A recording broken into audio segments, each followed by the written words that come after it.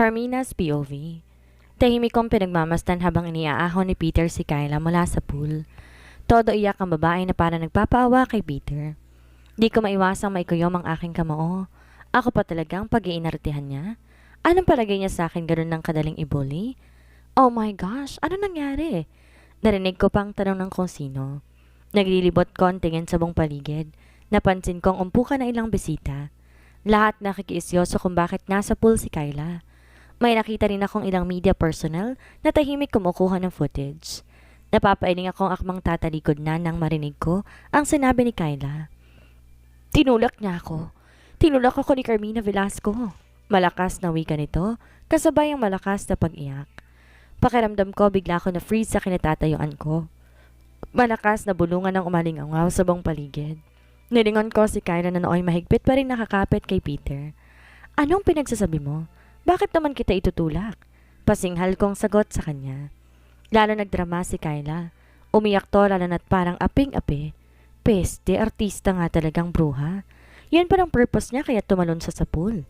Gusto niyang magmukha ako masama sa mata ng ibang tao. Gusto niyang palabasin na tinulak ko siya sa pool para magmukha akong kontrabida sa lahat. Napansin ko pa ang nagtatanong ng mga tingin ni Peter sa akin. Muli akong umiling. Hindi ko siya tinulak. Hindi ka naman siguro ganun katanga para maniwala, di ba? Mag-iimbestiga ka bago ka maniwala sa babaeng yan. Malakas ang boses ng wika ko. Bulungan ang narinig ko sa buong paligid. Iba't ibang reaksyon. May pabor at hindi pabor sa akin. Napahalokip-kip ako. What have you done? Tanong ni Peter sa akin. Baka sa boses itong nagtitimpi ng to sa galit. Muli ako napabuntong hininga. Hindi tayo close pero alam mo kung paano ako pinalaki ng mga magulang ko. Hindi ko kilalang babaeng yan at walang dahilan para itulak ko siya sa pool. Lumawang yata ang tornilyo ng utak niya at kusa siyang tumalon eh. Inis kong wika kay Peter. Wag niyang ipapakita sa akin na kinakampihan niyang baliw niyang girlfriend. Dahil hindi ako basta-basta magpapaapi kung kani-kanino lang. Tingnan mo, ayaw niya talagang aminin. Hindi ko alam kung ba't kailangan niyang gawin sa akin to. Nilapitan ko lang naman siya dahil natutuwa ako sa kanya. Pero hindi ko akalaing itutulak niya pala ako sa pool. Humahagulhol ng wika ni Kyla. Pigil ko naman ang sarili kong sugurin to at bigyan ng mag-asawang sampal. Talagang inuubos ng babaeng tong pasensya ko. Sige lang, sisiguraduhin kong hindi matatapos ang gabing to na hindi lalabas ang katotohanan. Ay, ang sama pala ng ugali. Akala ko ba mababait ang mga Velasco? Ba't mukhang kulang yata sa disiplina ang apo nila? Narinig ko pang bulong ng kung sino. Di ko na lang yon pinansin pa. Wala akong ginawang masama para magpaliwanag. Carmina, please, kung may problema ka, pwede mong direktang sabihin sa akin. Di mo na kailangan pang manakit. Wika ulit ni Peter. Napahalokip-kip ako at seryoso tong tinitigan. Isa pa to, mukhang paniwalang paniwala ang gago sa pinagsasabi ng girlfriend niya. Naku, tigilan niya ako ha. How dare you? Sa palagay mo ba magagawa akong ibinibintang ng babaeng yan? Well, sigurado naman may CCTV, di ba? Don't tell me na wala. Inis kong sagot sabay titig ng masama kay Kyla. Kita ko ang pagbabago na ekspresyon ng mukha nito. Para tong kinabahan na hindi ko mawari. Di ako napangiti. No need, I understand. Siguro nakulitan ng kanina sa akin si Miss Velasco kaya ako naitulak. No big deal at all. Sagot naman ito. No, I insist. Review your CCTV. I am willing to stay hanggat hindi mo nasusunod ang request ko. Ines ko namang sagot. Tumitig muna sa akin si Peter bago binaningan si Kyla. Tell me the truth. Tinulak ka ba talaga niya? Kilala mo ko, Kyla. Sa lahat ng ayaw ko yung niloloko ko. Seryosong wika ni Peter. Tahimik akong nanonood sa kanilang dalawa. Napansin kong pag-iling ni Kyla kaya naman kagad naningkit ang mga mata ko dahil sa inis. Konting-konti na lang talaga at makakatikim na talaga ng flying kick sa akin ng babaeng to. Hindi ko alam kung anong purpose niya at bakit kailangan niya magsinungaling. Unang-una hindi kami magkakilala para pagtripan ng ganito. Well, sorry na lamang siya. Kinanti niya ako at di ko palalagpasin ng gabing to na hindi niya mapagbabayaran yon. What happened here? Di na ako nagtaka pa nang bigla sumulpot ang kanina ko pang hinahanap. Si Logan, hindi ko alam kung saan galing ang dokong to. Mukhang galing sa mahabang pagtakbo dahil pawis na pawis ito. Bakit ngayon ka lang? Ano mo bang kanina pa kita hinahanap? Galit kong tanong dito. Nagulat naman to bago dumako ang tingin kay Kyla na noon ay yokong-yoko. What happened? Tanong pa nito sa akin. Umiling ako bago ito sinagot. Tanungin mo sila. Pagsabihin mo ang Peter niya na huwag siyang mambibintang. Inis ko pang sagot. Kagad na napakunot ang noo ni Logan at hinarap na nito si Peter. Kuya, ano nangyari? Bakit galit si Carmina? Tanong pa nito. Umiling si Peter bago sumagot. Misunderstanding. But don't worry, aayusin ko to. Sagot nito. Well, ayusin mo na. Hindi ako uuwi hanggat hindi ito maayos or kailan ko pang tawagan ng lawyer namin. Maraming media sa buong paligid at hindi ko maaatim na pagising ko bukas na maaga sirang-sira ng pangalan ko, ang apelido ko. Galit kong sagot. Muling natameme si Peter. Napabuntong hininga pa to bago dahan-dahan kinuha ang kanyang cellphone at may tinawagan. Okay, don't worry, ayusin natin to. Kung wala ka nagawang kasalanan, wala kang dapat ipangamba, Carmina. Mahinahon itong sagot. Tinaasan ko lang to ng kilay sabay humalakip-kip. May dapat akong ipangamba. Dahil hindi ko matatanggap na pinagbintangan ako sa isang kasalanan na hindi ko naman ginawa. Galit kong sagot dito. Wala akong pakialam kung anong iisipin sa akin na mga taong nasa paligid. Ang gusto ko lang mailabas ang inis na nararamdaman ko sa kanya. Humanda siya. Kapag lumabas ang CCTV footage, sisiguraduhin ko. Pagsisisihan ng Kyla na to ang ginawa niyang pagkanti sa akin. Makikita talaga niya. Peter, darling, no need. Birthday party mo ngayon and supposed to be dapat mag-enjoy tayong lahat. Really, I'm okay. Di naman ako nasaktan eh. Katwiran naman ni Kyla. Halata sa boses na kinakabahan to. Napaismid ako. No, kalma ka lang dyan. Kukunin ko ebidensya na kailangan ko bago kita ihabla.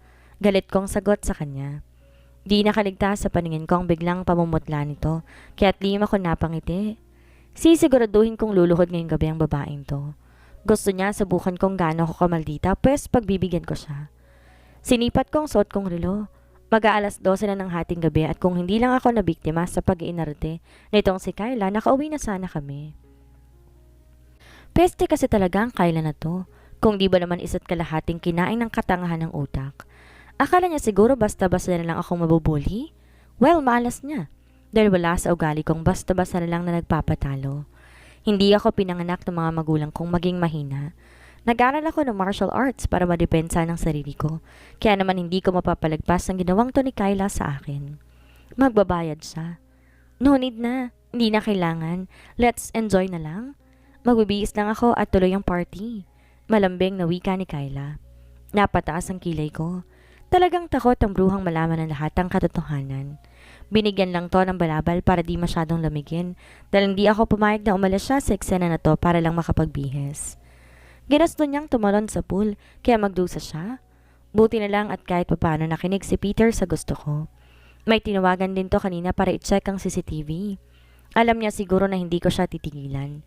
Isa pa, hindi ako mangingiming isumbong siya kay Uncle Clarence kapag di niya masunod ang gusto ko. Aba, kung walang CCTV, ako talagang talo sa laban na to.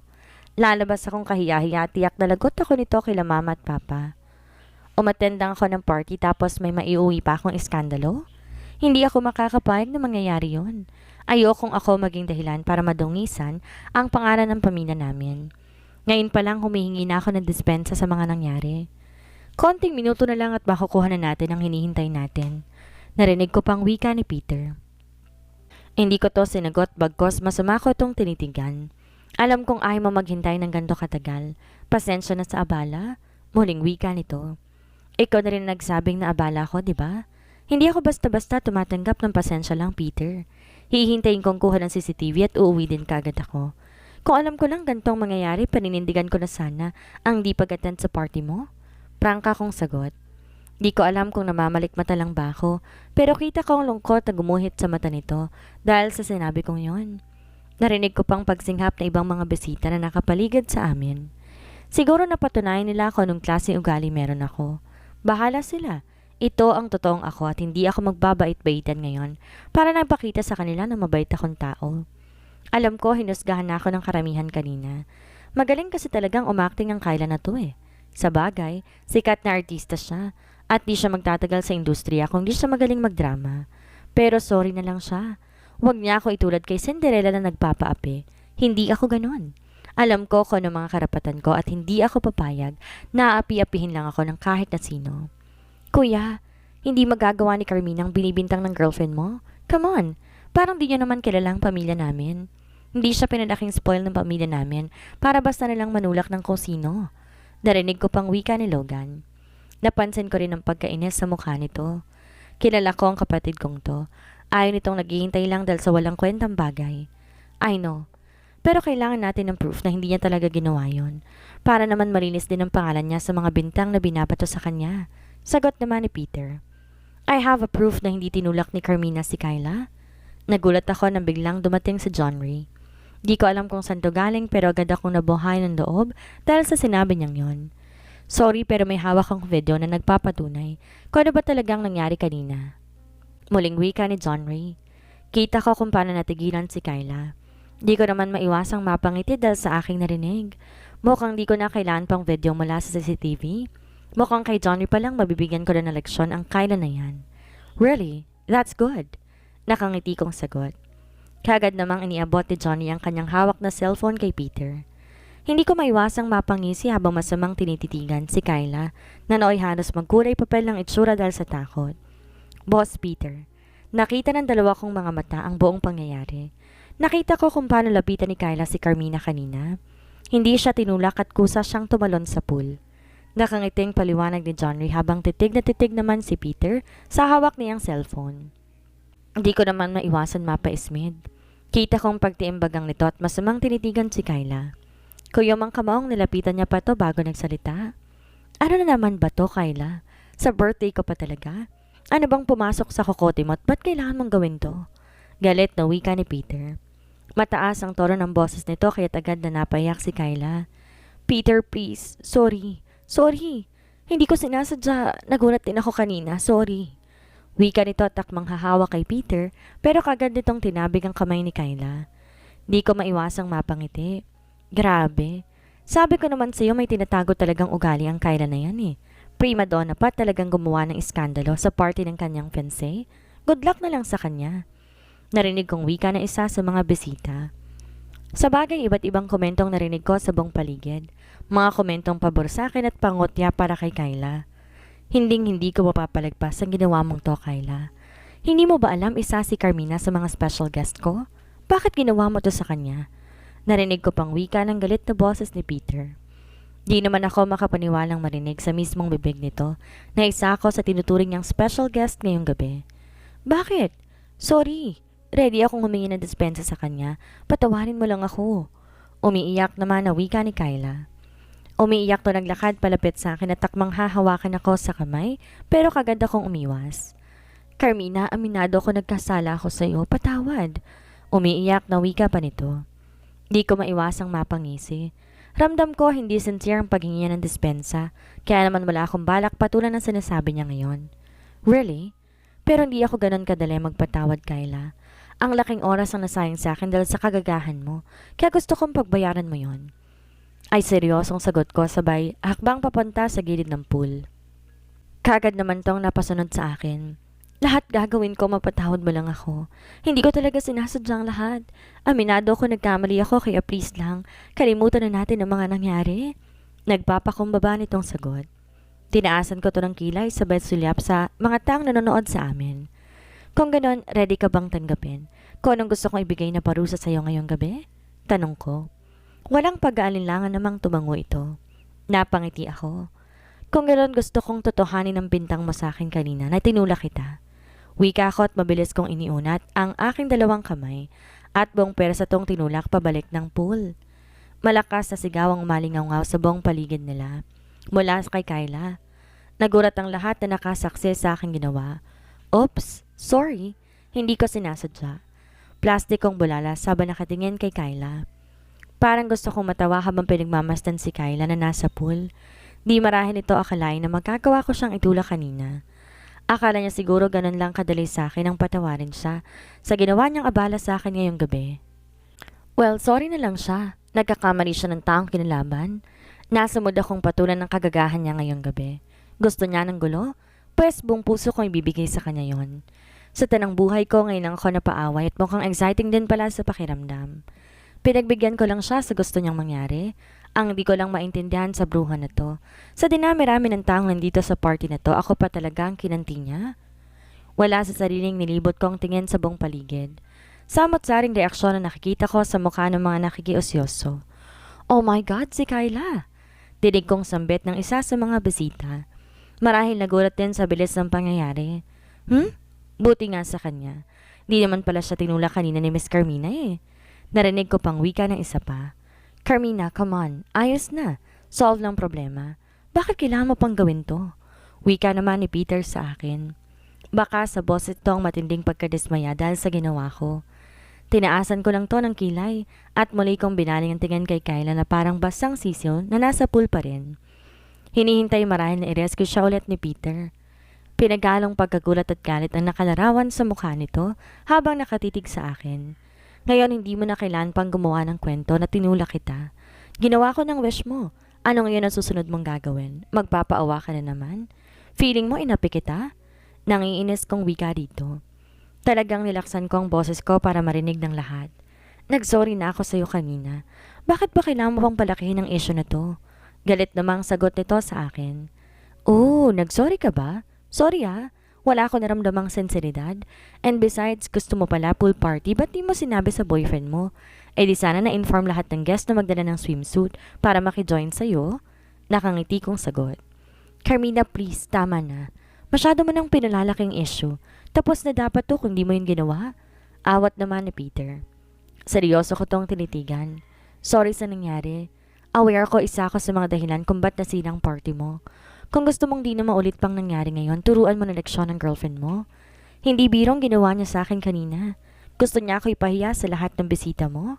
Sagot ko. Iiring-iring naman na pinagmasdan ako nito. Sa klase ng tingin nito ngayon ako pa yata ang lumabas na masama. Hindi ko akalaing magagawa mo to. Pinilit kong ayusin ang problemang to tapos gusto mo pang dagdagan? Wika nito sa akin. Ginawa ko lang kung anong alam kong tama. Hindi ako santa para hindi marunong pumatol sa mga taong nagmamaldita sa akin. Hindi ko kilala ang babaeng yan at lalong wala akong ginawang masama sa kanya para pag-initan niya. Ngayon, kung gusto niya, akong ihabla dahil sa ginawa kong pagganti sa kanya, hindi ako natatakot. Prangka kong wika dito. Hindi to nakaimik kaya naman tinuloy ko na ang gusto ko pang sabihin sa kanya. Isa pa ba anong pinuputok ng butsi niya? Gusto ko lang naman i-fulfill ang pangarap niya na itulak ko siya sa pool. May malibas sa ginawa ko? Tanong ko. Matiim ako nitong tinitigan bago mabilis ninusong si Kyla sa pool. Kita ko kung paano yumakap si Kyla dito. Umiyak pa to sa dibdib ni Peter na parang aping-api. Nakita ko pa kung paano ito buhati ni Peter paalis ng pool. Pakiramdam ko may libo-libong karayom ang biglang binaon sa puso ko dahil sa nasaksihan. Masakit sa mata kong nakikita ko ngayon at parang gusto kong maiyak. Peter, tingnan mo. Ang sama na ugali niya. Nakaingay na nga ako ng sorry pero tinulak niya pa rin ako. Narinig kong sumbong ni Kyla. As usual, umiiyak pa rin to. Nagpapaawa. Let's talk about this issue later. Sa ngayon, kailangan mo na makapagpalit ng damit. Baka magkasakit ka pa. Sagot naman ni Peter habang buhat-buhat si Kyla. Naglakad to papasok ng bahay. Kuyom ang kamao na nasundan ko na lamang sila ng tingin. Hindi ko akalain na masasaktan ako sa mga nasaksihan ko ngayon lang. Well, ano ba bang dapat kong i-expect? Nobe ni Peter ang babaeng yon at kahit na nagkamali, ang Kyla na yon kakampi at kakampihan niya pa rin. Mananatiling kontrabida ako sa paningin niya at sino naman ba ako para kampihan niya? Pamangkin lang naman ako ng best friend niya at kaya lang naman siguro ako in-invite dahil inihatid niya ako noon sa bahay. Walang ibig sabihin iyon. Kaya hindi ako dapat umasa. Hindi dapat ako magpadala sa nararamdaman ko ngayon. Siguro mula ngayon mag-iiba na ang tingin niya sa akin. First time niya ako nakitang magmaldita at alam ko, iiwas na siya sa akin. Masama pa rin ang loob ko na binalingan si Logan para yayain nang umuwi.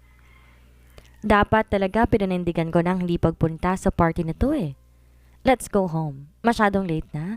Baka inintay na tayo sa bahay. Wika ko bago binalingan si John Ray para magpasalamat. Pasensya ka na sa mga nangyari at maraming salamat sa tulong mo. Pilit ang iting wika ko dito. Kaagad naman tong tumango. No problema, Carmina. Nagkataon lang na videohan ko ang pangyayari sa pagitan ninyong dalawa, kaya naman lumapit ako. Nakangiti nitong sagot sa akin. Tumango naman ako at akmang tatalikuran na siya na muli ito nagsalita. Sana hindi itong huli nating pagkikita. Wika nito at binalingan ko ito apalitang ngitian. Of course. Maliit lang ang mundo at alam kong muling magkukrus ang landas nating dalawa.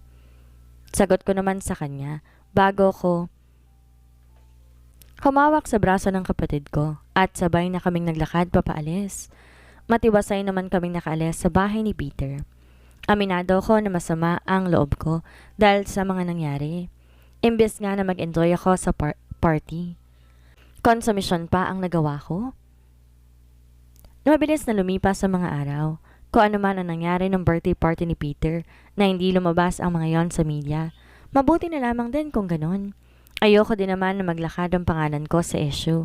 Ayoko din naman pag-usapan ibang tao. Sa wakas, pinayagan na rin ako ni Papa Lord na magkaroon ng sariling kotse. Masaya ako dahil ito na ang matagal kong pinapangarap. Makakaalis na ako ng bahay na hindi na kailangan pang tawagan palagi ang family driver namin. Nag-promise din ako sa mga magulang ko na iwasan ko ng pagiging kaskasera. Carmina, may lakad ka ba after class? Tahimik ako nakaupo dito sa loob ng classroom nang bigla akong i-approach na isa sa mga classmates ko. Si Linda, isa sa naturing kong kaibigan. Actually, marami ako naging kaibigan sa school na to. Yun nga lang, hindi ako nakakasama sa mga gimmick nila. Ayoko dahil wala akong hilig. Why? Tanong ko. Matamis itong ngumiti sa akin bago sumagot. Malapit nang matapos ang semester. Yayayain ka sana namin mag-bar. Sayang naman kasi next sem na naman tayo magkikita-kita. Tapos di ka malang nakakasama sa amin tuwing night out namin. Nakangiti nitong wika. Tinitigan ko muna to bago sinagot. Sino-sino ba mga makakasama natin? Tanong ko. Sina Marco, Jasper, Jairo at Abril lang naman. Tayong 6 lang naman. Ayoko rin ng maramihan tayo, masyado magulo yon. Nakangiti nitong sagot. Di ako nakasagot. Kilala ko ang mga pangalang binigkas niya. Kagaya ko, ilan sa kanila magdo-doctorate din. Masasabi kong mga kaibigan ko sila dahil maraming beses na kami nagsasabay kumain sa restaurant kapag lunchtime. Ano, sama ka? Sige na, please. Kapag tumanggi ka, tuloy na talaga kami magtatampo sa'yo. Nakangiti nitong muling wika. Wala na akong choice kundi dahan-dahang tumango. Sure. Pero kung papayagan ako ni Mama, alam mo naman, medyo strict ang parents ko kahit sa bawat kilos ko, dapat kong ipaalam sa kanila. Nakangiti ko namang wika sa kanya. Kita ko ang biglang pagguhit na masayang ngiti sa labi nito bago tumango. Sure naman. Kahit ako hindi ako nakapagpaalam kay Mommy eh. Pero sure naman na papayag yon. Malaki ang tiwala ni Mommy sa mga makakasama natin, kaya walang dapat ipag-alala ang mga magulang mo. Naku, excited na ako. Nakangiti nitong sagot at kaagad na umayos ng upo dahil dumating na ang professor namin. Hindi ko naman maiwasan na mapailing. Sa bagay walang masama kung pagbibigyan ko sila. Nakahiya naman kung aayaw ako. Baka sabihin nila masyado akong killjoy. Mabilis lumipas ang mga oras. Nag-message na ako kay Mama patungkol sa plano namin magkakaibigan after class at kagad naman tong pumayag. As usual, sasabihin ako nito na wag masyado magpagabi. Kagad din akong sumang-ayon since halos lahat sa amin ay may kanya-kanyang sasakyan. Nag-convoy na lang kami papuntang bar. Excited na akong sumama sa kanila sa tuwing niyayaya nila ako. Pagdating sa bar talagang pinili namin ang pwesto malapit sa stage. May magpo-perform daw kasi na banda ngayong gabi at talagang isa iyon sa inaabangan nila ni Linda. Nagpatianad lang ako dahil mas sanay silang kumilos sa mga ganitong lugar. Ayun oh, hanggang ngayon. Hindi pa rin makapaniwala na kasama ka namin. Ngayon, Carmina. Kagad na untag ni Jairo habang hinihintay namin ang aming mga orders. Tangiti lang naging sagot habang nililibot ang tingin sa buong paligid. Mukhang malakas ang bar na to. Unti-unti na kasi nagkakaroon ng mga tao ang kaninang mga bakanteng lamesa. Uy, sayaw tayo mamaya ha? Bawal ang killjoy. Narinig kong wika ni Abril. Hindi ko naman mapigilan mapangiti. Naku, mukhang di ko yata carry ang sumayaw. Parehong kaliwang pa ako eh, sagot ko. Kahit na, espiritu lang ng alak ang katapat mo at mapapasayaw ka din namin. Natatawa namang sagot ni Jacille. Di na ako nakasagot pa dahil sa isang nagsipagdatingan ng mga orders namin. Beer para sa mga boys at margarita naman sa aming mga girls. May mga in-order na rin kaming iba't ibang klaseng pulutan. Actually, hindi naman to ang first time na uminom ng alak. Nakakatikim ako ng ganitong klaseng inumin kapag may party sa pamilya namin. Di naman ako pamilya namin. Pinagbabawalan uminom ni na mama at papa, lalo na tumungtong ako ng 18 years old. Cheers! Masayang wika ni Marco sabay taas ng baso nito. Ginaya namin siya at sabay-sabay kaming nagbikas ng salitang cheers! Sana ganito tayo palagi. Kahit mga doctors na tayo, wag pa rin natin kalimutan na mag-bonding. Lalo ka na, Carmina. Dapat bumawi ka sa amin eh. Ngayon ka lang sumama sa amin. Malakas ang boses na wika ni Abril. Sumasaliw sa tugtugin ng katawan nito kahit nakaupo. Nag-uumpisa din kumanta ang banda at may ilan din sa mga guest na nag-uumpisa ng umindak. Sa bagay, halos 2 oras na pala nakakalipas. Hindi ko na malayo yun dahil enjoy ako sa pakikipag-usap sa mga kaibigan ko. Pakiramdam ko, bigla ako nakaramdam ng kalayaan. Ganito palang feeling kapag nakakabonding mo, ang halos kasing edad mo. Magaan sa pakiramdam? Ano, sayaw na tayo? Tanong naman ni Linda. Tumayo pa talaga to at umindak-indak sa harapan namin. Hindi ko na mapigilan ng matawa.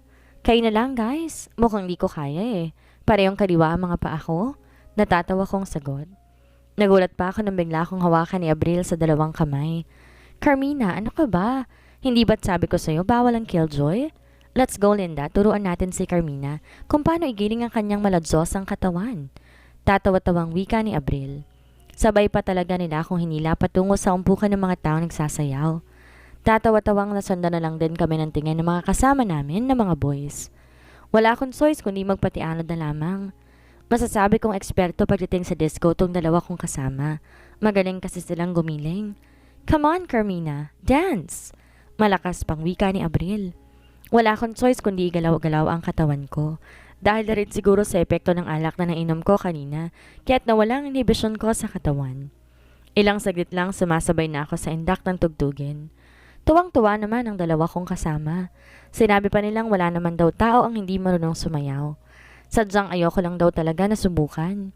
Aaminin ko, nag-enjoy ako. Sobrang saya at ilang saglit lang nakijoin na rin sa amin sina Jairo at Jasper. Nagpaiwan naman si Marco sa table dahil nag-text daw nito ang kanyang girlfriend na nag-aaral sa US. Oh my God! Ang galing mo naman palang sumayaw eh. Tuwing pagkatapos na exam natin, ganito ang gawin natin. Pamparelease ng stress. Sigaw ni Jairo at talaga namang ayaw magpakabog sa aming mga girls. Magaling din palang sumayaw ang loko. Lalo tuloy akong ginanahan na igiling pang aking katawan. Nakakatangal pala talaga ang alak ng hiya sa katawan. Yun ang napatunayan ko dahil kayang-kaya ko na makipagsabayan sa mga kasama ko. Natigilan lang ako mula sa likuran ko na may biglang humawak sa bewang ko, kaya't wala sa sariling napalingon ako para sana kumprontahin, pero pakiramdam ko biglang nanigas ang buo kong katawan na mapagsinong taong yon. Peter? Di ko maiwasang bulong kasabay ng pagdampi ng labi nito sa pisngi ko.